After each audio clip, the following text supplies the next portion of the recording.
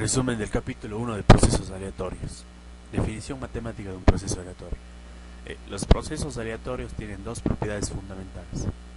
Son funciones de tiempo y no es posible definir su forma de onda que llevará en el futuro. Ahora, un experimento aleatorio tiene términos de un espacio muestral, de modo que cada experimento se asocia con un punto tomado de la muestra al agregado de todos los resultados posibles en el experimento se llama espacio muestral. El espacio totalidad muestral compuesta por funciones de tiempo se denomina proceso aleatorio. Ahora tenemos esta gráfica de aquí, en donde estamos señalando con el cursor, este es el espacio muestral. El espacio muestral es.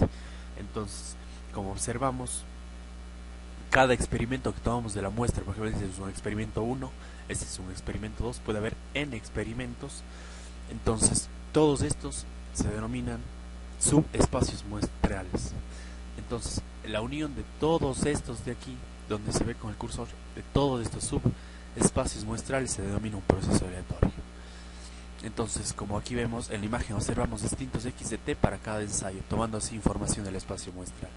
Para simplificar y entender más claro, tenemos una x de jt. J significa que va desde 1, 2, 3 hacia adelante. Entonces, por ejemplo, tenemos un x1 de t. Entonces, en x1 de t tenemos un tiempo y una s que significa un subespacio muestral. Por ejemplo, aquí S1, como veríamos S1, suponiendo S1. Entonces tenemos un x1 de t para un tiempo y toma un valor 1 de la muestra. Entonces, como podemos ver, donde x de t se denomina función de muestra del proceso aleatorio, entonces la indexación de todos estos x de t, s de j que forman la función de muestra, la indexación de todos estos x de t, s de j se denomina proceso aleatorio. Procesos estacionarios. En términos generales, un proceso estacionario surge de un fenómeno físico que evolucionó hasta un modo de comportamiento estable. ¿Qué quiere decir esto? Por ejemplo, el clima en verano, en la mayoría de países, tiene un valor esperado de 35 grados. Entonces, bueno, no es tampoco un ejemplo exacto, pero uno parecido, uno relacionado. Entonces, por lo tanto, un proceso estacionario proviene de un fenómeno inestable, como ya dijimos. También matemáticamente, ¿qué quiere decir esto? Que cuya distribución de probabilidad en un instante de tiempo fijo, una posición fija, es la misma para todos los instantes de tiempo o posiciones.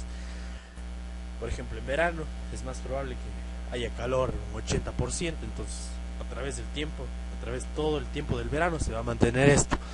Matemáticamente, ¿cómo se lo demuestra? Si tengo una función de distribución de probabilidad, para que un proceso sea estacionario, se debe cumplir que con un desplazamiento en el tiempo se mantenga la misma distribución. Hago un desplazamiento, como se muestra aquí, un desplazamiento tau y sea igual, se mantenga en el tiempo anterior, se mantenga.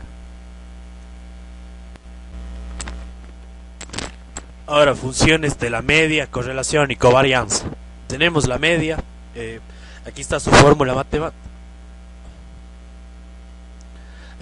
Aquí está su fórmula matemática de la media, como pueden observar.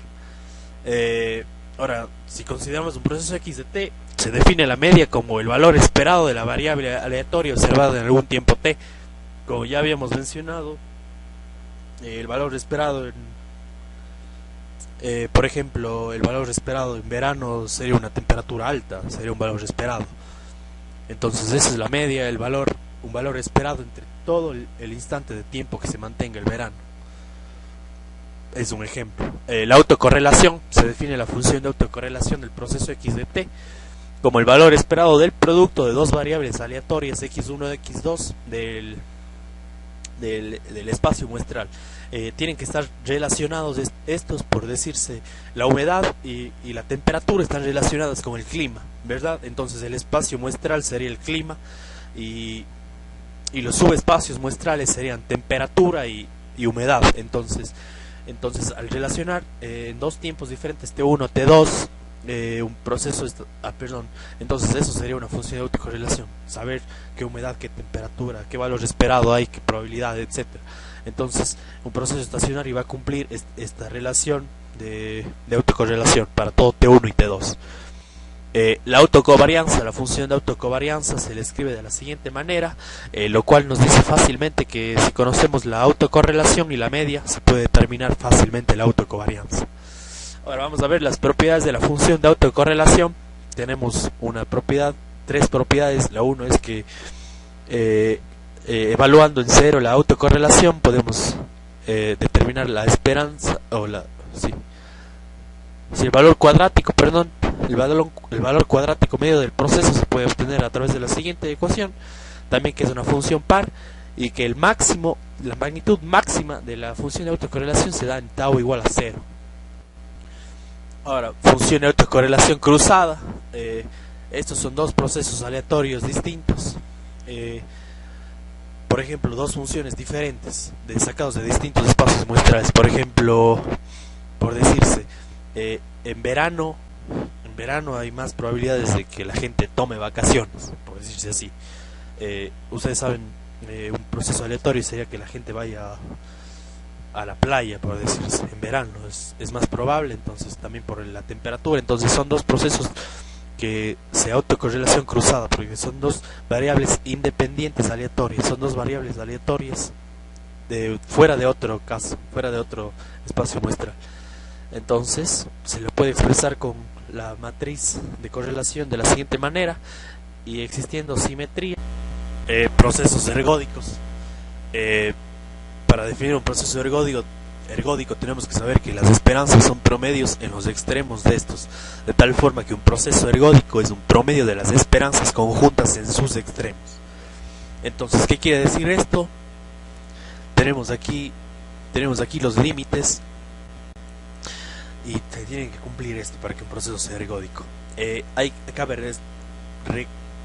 Cabe decir algo importante, que para un proceso sea ergódico tiene que ser siempre estacionario. Si no es estacionario, no es ergódico. Pero no se cumple lo anterior no se cumple, que si un proceso es ergódico, si un proceso es ergódico no estrictamente tiene que ser estacionario. Estrictamente no. Entonces, como se puede leer en esta parte, dice, para que un proceso sea ergódico, un proceso tiene que ser estacionario. Sin embargo, lo anterior no siempre se cumple. Ahora vamos, transmisión de un proceso aleatorio a través de un filtro lineal e invariante en el tiempo. Como ustedes saben, la respuesta al impulso en filtros lineales siempre será dada por la integral de convolución. Entonces aquí vemos que una señal aleatoria x de t se usa como entrada de un filtro respuesta al impulso, dando como salida otra señal aleatoria. Entonces, sabiendo que tenemos la integral de convolución, que sería esta, entonces podemos hallar los valores probabilísticos, como la media. Por ejemplo, la media, ustedes saben que sería exactamente este valor de aquí. Por lo tanto, podremos hallar la media, y la autocorrelación también lo podremos hallar. Ahora vamos a hablar sobre la densidad espectral de potencia. Es una función matemática que nos informa cómo está dada la distribución de la potencia o la energía de dicha señal sobre distintas frecuencias que esté formada su espectro. Esta trabaja con la transformada de Fourier, como podemos ver, es esta fórmula que está dada, que es la autocorrelación. La transformada de Fourier de la autocorrelación, aquí podemos ver en la fórmula. Ahora, la función Sx de f se denomina densidad espectral de potencia, del cual obtenemos las siguientes abreviaciones matemáticas para desglosar varias ecuaciones. Esta es una fórmula muy importante, que es una relación directa con la densidad espectral de potencia. Tenemos las propiedades de la densidad espectral de potencia. La propiedad 1 es que el valor de la frecuencia en cero de la densidad espectral de potencia de un proceso estacionario es igual al área bajo la curva de la función de autocorrelación. Entonces, como vemos, para evaluar en cero es el área bajo la curva de lo que forme la función de autocorrelación. Para evaluar en cero la densidad espectral de potencia. La propiedad 2, que el valor cuadrático medio de un proceso estacionario es igual al área total bajo la curva de la densidad espectral de potencia. Entonces, como ven, tiene la siguiente ecuación. Ahora, la propiedad 3, que la densidad espectral de potencia es no negativa, lo que indica que Sx de f sea mayor o igual a 0 para toda f. La propiedad 4 es que la densidad espectral de potencia de un proceso estacionario es una función par. Ahora, la propiedad 5, la densidad de potencia normalizada tiene las propiedades de una función de densidad de probabilidad. Es la propiedad 5. Ahora, vamos a tener la relación entre la densidad espectral de potencia de entrada y salida. Si aplicamos los términos de la transformada de Fourier a los componentes de entrada y salida, tendríamos algo similar. Y usando sustituciones algebraicas, fórmulas algebraicas, tenemos esto de aquí. Como ustedes pueden ver, esta parte de aquí que estamos señalando con el cursor, se sabe que es igual a esto. Entonces, por lo tanto, finalmente podemos hallar la densidad espectral de potencia de una salida, como ustedes ven, la densidad espectral de potencia de una salida como el valor absoluto de la respuesta al impulso por la densidad de potencia, por la densidad espectral. Tenemos una forma de representar a la densidad espectral de potencia como el límite de esta forma de la esperanza de la función aleatoria, la transformada de Fourier al cuadrado, como pueden ver, relacionado a términos sabiendo que x y t es un proceso ergódico. La relación que se da es ya la mostrada. Aquí está la relación mostrada, sabiendo que x y t es un proceso ergódico. Ahora, densidades espectrales cruzadas. Definimos las siguientes densidades espectrales de potencia con su transformada de Fourier, como ustedes ya sabían. Al usar procesos algebraicos vemos que tienen la siguiente relación. Como pueden observar, es una simetría que se tiene. Ahora vamos a hablar de los procesos gaussianos. Supongamos que tenemos un proceso aleatorio x de t en un intervalo 0 a un tiempo determinado t, y que también ponderamos el proceso aleatorio por una función g de t, y luego integramos el producto obteniendo una nueva función aleatoria. Entonces vemos que tenemos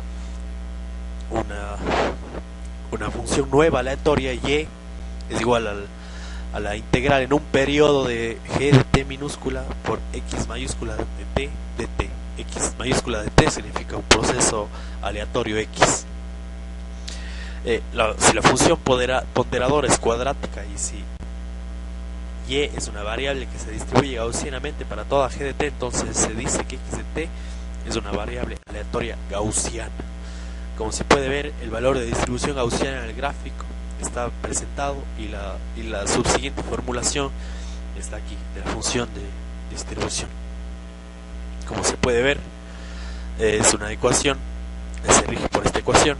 Un proceso gaussiano tiene dos virtudes fundamentales, que posee muchas propiedades que hacen posible los resultados analíticos, y los procesos aleatorios producidos por fenómenos físicos son tales que el resultado de compararlos con un proceso gaussiano, y esto se puede confirmar mediante experimentación. Entonces, muchos procesos aleatorios se pueden comparar con un proceso gaussiano. Por eso es que es muy importante este proceso, porque se puede tomar como comparación para hacer un análisis matemático. Ahora, el teorema del límite central. Este teorema proporciona la justificación matemática para utilizar un proceso gaussiano como modelo en un gran número de fenómenos físicos, en la que la variable aleatoria es observada en un resultado de un gran número de eventos aleatorios. Como podemos ver, esta es la fórmula, y quiere decir que la distribución de probabilidad se aproxima a la distribución gaussiana normalizada. Esta es una función normalizada con el número de variables aleatorias n tiende hasta el infinito. Aquí vemos también una fórmula, y vemos que los x de y son un conjunto de variables aleatorias independientes estadísticamente con la misma distribución de probabilidad, con media o x y varianza phi x al cuadrado. Propiedades de un proceso gaussiano.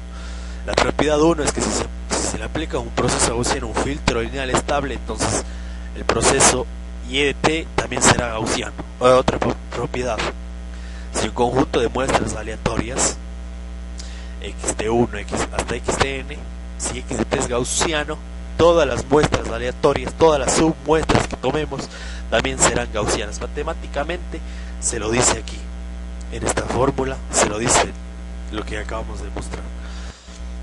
La propiedad 3. Si el proceso es gaussiano y es estacionario, entonces el proceso debe ser estacionario. Propiedad 4. Si las variables obtenidas en un proceso gaussiano en T1, T2, T3 no están correlacionadas, entonces estas variables son independientes estadísticamente. Como se puede observar aquí, estas variables son independientemente estadísticas, no tienen ninguna correlación, por lo tanto la multiplicación de estas serán 0. Ahora, vamos a hablar sobre el ruido. El término ruido suele usarse para designar señales no deseadas que tienden a perturbar la transmisión y procesamiento de las señales.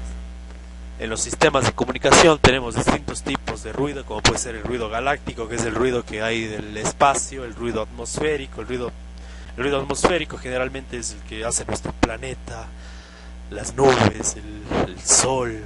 Perdón, el sol es un ruido galáctico, las nubes, el sol, etc. Perdón, el ruido atmosférico, las nubes, el viento, ese es el ruido atmosférico, el que hace nuestro planeta. Tenemos el ruido hecho por el hombre, que es la voz, la música, etc. Ahora vamos a estudiar dos ruidos de disparo y térmico. El ruido de disparo surge en los equipos electrónicos como diodos y transistores debido a la naturaleza discreta del flujo de corriente. Y podemos modelarlos en una función matemática como la suma de estos flujos de corrientes, donde el parámetro lambda es una constante llamada de velocidad de proceso, y así podemos hallar su media y su correlación respectivamente para hacer un análisis matemático sobre el ruido. Ahora, el ruido térmico es el ruido que surge del movimiento aleatorio de los electrones en un conductor. Aquí está la fórmula de la esperanza. Los cálculos de este ruido incluyen transferencia de potencia, por lo que encontramos el uso de máxima transferencia de potencia que resulta aplicable para estos casos. Ahora, el ruido blanco. El análisis del ruido en los sistemas de comunicación suele llamarse en una forma idealizada ruido blanco. Se dice ruido blanco y debido a que la luz blanca contiene iguales cantidades de frecuencia en todas las bandas visibles, entonces el ruido sería lo mismo. Tiene todos los espectros de frecuencia. Entonces expresamos la densidad espectral de potencia como una función de potencia en omega de t. Entonces las dimensiones no son las dimensiones de la variable NO son vatios por hertz. Puesto que la función de autocorrelación es la transformada inversa de Fourier de la densidad espectral de potencia, se concluye que aquí podemos ver una densidad espectral de potencia para un término y una función de autocorrelación. Ahora, el ruido de banda angosta. El preprocesamiento de una señal puede venir en forma de ruido de banda angosta. El ruido de banda angosta se define en términos de dos componentes, en fase y cuadratura. Entonces, el ruido de banda angosta se divide en términos de otras dos componentes como el envolvente y la fase. Entonces tenemos aquí la representación del ruido en fase y cuadratura. Entonces las siguientes propiedades para su representación tiene 6. La 1, el componente en fase NL de t y el componente en cuadratura NQ de t. El ruido de banda angosta, N de t tiene media 0. Como ustedes saben, se puede representar N de t como la suma de NL de t y NQ de t. El L significa lineal y la Q significa cuadratura en inglés. L lineal, el Q cuadratura. Si el ruido de banda angosta N de t es gaussiano, entonces su componente en fase NL de t y su componente en cuadratura NQ de t son gaussianas conjuntamente. Si el ruido de banda angosta N de t es estacionario, entonces su componente en fase NL y cuadratura son estacionariamente conjuntas. Entonces, como saben, si N de t es estacionario, entonces también será estacionario la fase y la cuadratura. Entonces la componente, ahora la propiedad 4, la componente en fase NL como la componente en cuadratura tienen la misma densidad espectral de potencia. Esto es muy importante. Entonces ustedes ven, SNL, SNQ tienen el mismo espectro de potencia. Donde se supone que SN ocupa el intervalo de frecuencia para un beta. Ahora, la propiedad 5, la componente en fase y la componente en cuadratura tienen la misma varianza que el ruido de banda angosta. Ahora, la densidad espectral cruzada de las componentes en fase y cuadratura del ruido de banda angosta es puramente imaginaria. De acuerdo con, aquí está la fórmula que se puede ver, es estrictamente imaginaria, entonces aquí tiene la componente imaginaria J. Ahora, cómo se extrae la fase y la cuadratura del ruido de banda angosta. Tenemos este circuito en donde tenemos un NDT, tenemos un oscilador, un filtro y se obtiene la componente de fase. Aquí tenemos el mismo oscilador pero desplazado menos 90 grados y aplicándole un filtro y se tiene. Ahora, de la fase cuadratura, ¿cómo generamos la NDT? De la misma manera, tenemos un NL, multiplicamos por un oscilador, igual a la componente cuadratura por un oscilador, y la sumatoria de estas compone el ruido de banda angosta. Ahora, ¿cómo podemos representarlo en envolvente y fase? Entonces se puede representar de la siguiente manera, donde RDT es la envolvente y esta obviamente sería la fase. Perdón, esta parte de aquí obviamente sería la fase. Entonces se la puede representar de la siguiente manera: NDT multiplicado por la envolvente y por el coseno y más una fase sumada. Entonces RDT, la envolvente es la relación al cuadrado, la relación como sacar la distancia de dos funciones, en la fase al cuadrado más la cuadratura al cuadrado y la raíz de esto. Y la fase, la tangente inversa de estos dos, un ángulo que se forma entre estos dos. Entonces se le puede representar en términos de la envolvente y la fase. Ahora la distribución de la función de densidad de probabilidad de la envolvente y la fase se lo puede ver en esta subgráfica. Se la denomina distribución de Rayleigh, como se muestra la representación en envolvente y fase. Ahora, onda seno más ruido de banda angosta. Supongamos que agregamos un ACOS de 2pi FCdt al ruido de banda angosta. Supongamos, entonces, haciendo un análisis correspondiente, digamos a que pertenece a una distribución de Riccian, el cual se muestra en una gráfica. Entonces, si ustedes agregamos un A coseno de 2pi FC haciendo cálculos matemáticos, se llega a esta distribución de probabilidad, donde tenemos un valor alfa que va cambiando, que puede cambiar, que puede variar. Por ejemplo, aquí vemos para un alfa de 0, para un alfa 1, 2, 3, 5, vemos que va bajando. Cada vez, mientras mayor sea el alfa, va bajando la distribución de probabilidad. Ahora, experimentos en computadora. Aquí se han realizado experimentos y se usa una comparación, una simulación teórica y experimental. Entonces, como pueden ver, aquí está la función de probabilidad del envolvente de un proceso aleatorio. Cabe recalcar que es sobre el ruido de banda angosta. Estos experimentos son hechos sobre el ruido de banda angosta. Como se puede ver, en este caso sería la función de Riccian la que está haciéndose el experimento. Sobre el ruido de banda angosta cabe destacar esto. Estos experimentos en computadora sirven para hacer estudios de un canal de trayectoria múltiple caracterizado por la distribución de Rayleigh. Un ejemplo de esto es el canal de desvanecimiento, donde se ve que las características espectrales de la señal reservan por completo la salida del canal. Se observa en el canal de trayectoria múltiple un gráfico de este canal que se ve en la siguiente gráfica. Una antena transmisora, tenemos el canal y aquí se forma el ruido de banda angosta. Tenemos la antena receptora, entonces vamos haciendo el análisis del ruido de banda angosta. Como pueden ver, aquí está el experimento realizado, tanto teórico y experimentalmente, de la función de Riccian, de probabilidad de Riccian, que es esta f de b de aquí. Cabe decir que la intensidad de la señal de la salida cambia con el tiempo debido a las fluctuaciones aleatorias provocadas por el fenómeno de trayectoria múltiple. Aquí tenemos otro ejemplo del efecto de desvanecimiento de Rayleigh. Tenemos la amplitud del tiempo,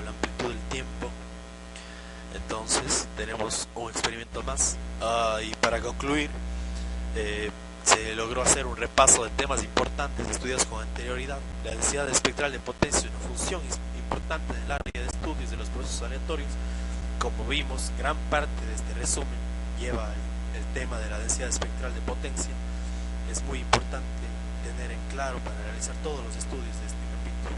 En este resumen se presenta un análisis a detalle de los procesos aleatorios, destacando sus temas de procesos estacionarios, ergódicos, las propiedades de correlación, varianza media, como observamos.